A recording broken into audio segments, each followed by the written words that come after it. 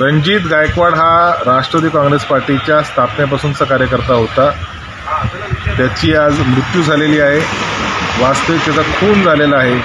त्याचे मारेकरी ह्या सगळ्या प्रकरणाचे जे सूत्रधार आहेत हे फरार आहेत आणि उल्हासनगर पोलिसांना अजूनही त्यांना जोरबंद करण्यामध्ये यश प्राप्त झालेलं नाही.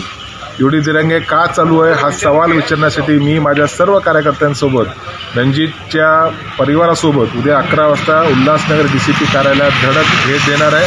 तिथे DCP साहेबांना विचारणार आहे की उल्हासनगरमध्ये एवढी मोठी हत्या होते, कार्यकर्त्याची हत्या होते, 10 दिवस झाले आणि अजूनपर्यंत आरोपी तुम्हाला का सापडत नाही हा प्रश्न विचारायला मी जाणार आहे.